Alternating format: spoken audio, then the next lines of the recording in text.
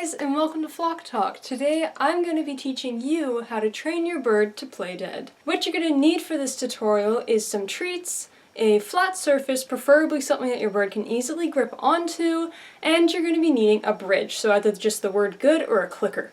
There's 5 major steps in this tutorial. The first one is getting your bird to put his foot on your finger, the second is tilting him, the third is getting his shoulder to contact the ground, the fourth is getting his back to touch the ground, and then the fifth is phasing out your cue.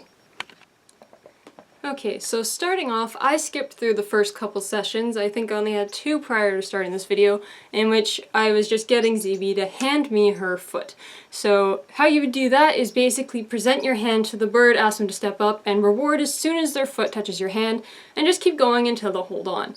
And then gradually, you'll slowly tip them over and reward each step of the way. So I cut those out because they were very repetitive and very, very boring bits of footage, which I think you guys can figure out on your own. So we're moving into step 4 of the process, which is getting their back to touch the ground. So what you can see here is I'm very slowly tipping her body and very gently just touching her foot when we reach completely onto our backs, just to get her to let go. I'm not prying her foot off of me, I'm gently touching it to let her know that she can let go of my hand. And really make sure you're not prying her off. If they're holding on tightly, just ease off, because that's them telling you that they're not confident enough, they're not ready for the next step yet. So really keep an eye on their body language and make sure you're paying attention to what's happening here.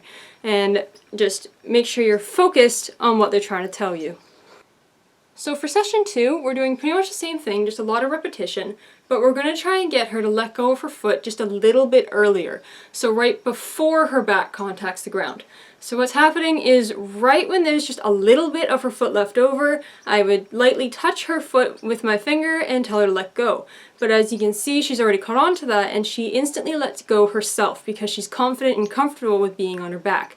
And so we're just trying to get this concept, we're easing it back a bit so she'll gradually release earlier in the steps. So on to the third session. What we did here was pretty much the same thing.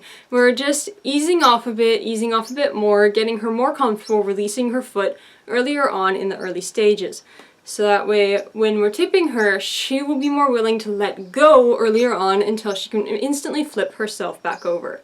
So I'm going to jump ahead a bit and we're going to jump all the way to session 4.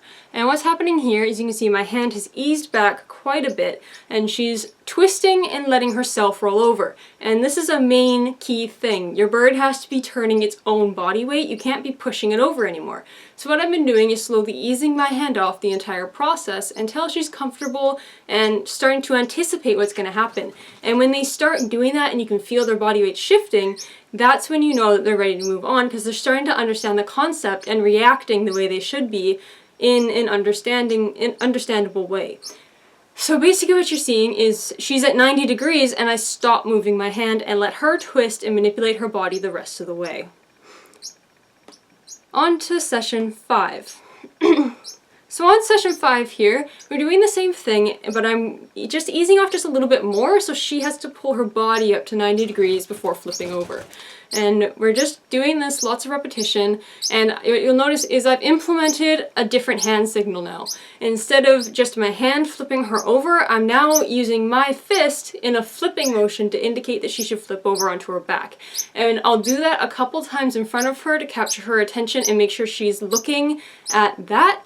And so that way, when comes time to phase out my other cue, she'll see the other one and know what's going to happen. On to session 6. So what's happening here is pretty much the same thing, but I'm keeping my hand pretty flat. It's almost completely down on the table. So now she is tipping her entire body over, but you'll notice that she's holding on to my hand the entire time until she's comfortable, and that's okay. We want them to be comfortable and secure and confident when they're flipping over, because otherwise they just won't do it. They'll be too scared. So I'm just keeping my hand really still. I'm giving her that second hand signal to know to flip over, and then letting her decide when to let go. And so in the other stages, your bird might just let go of its foot and not flip all the way. You still reward for that because they still did what's right. You have to use lots of operant conditioning and really make sure that you pinpoint when they're aiming towards the desired target. So if they just let go, you give them a point. If they let go and tip, give them a point. If they flip all the way over, give them a point. And so forth. Approaching session 7 here, what's happening is now my hand is completely flat on the ground, I'm not moving my finger at all, and I'm cueing her. And what you'll notice is I'm actually starting with my hand in front of her, and she has to make the decision to put her foot on my hand or not to. And this is me starting to phase out my cue now. She completely understands to roll over onto her back and do the entire playing dead action. And so what you'll notice she does is she starts to put her foot on my closed fist when I start to phase out my finger. And that's okay because she's still tipping her own body. She's still doing the action herself. And then gradually I move my fist farther and farther away in cue, and every time she picks up her foot and starts to tilt, I give her a treat until she's comfortable enough to flip herself over.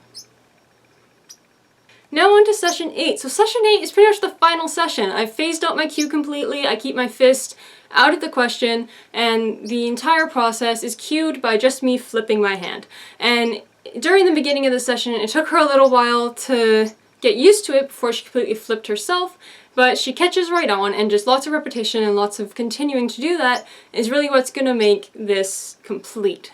And on to session 9. So this is the last and final session that we have, and this is her completely understanding the concept, and what we've done here is not clicking or bridging until she's laid down for a set amount of time.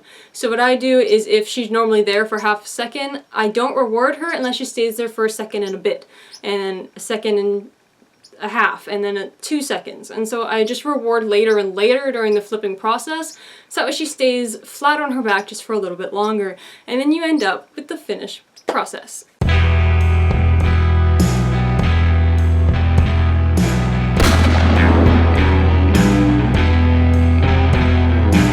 That is pretty much the entire process on how to teach your bird to play dead. Please let me know if this was easy to understand or if there's changes I can make to make it better. You know, just put a comment down below and let me know so I can make these better and more understandable for you guys to have a better relationship with your bird and be able to teach them all sorts of cool things. If you want to see more videos like this video so I know to make more, and I will very gladly do so. Thank you so much for joining me here on Flock Talk, and I will see you all next time. Bye!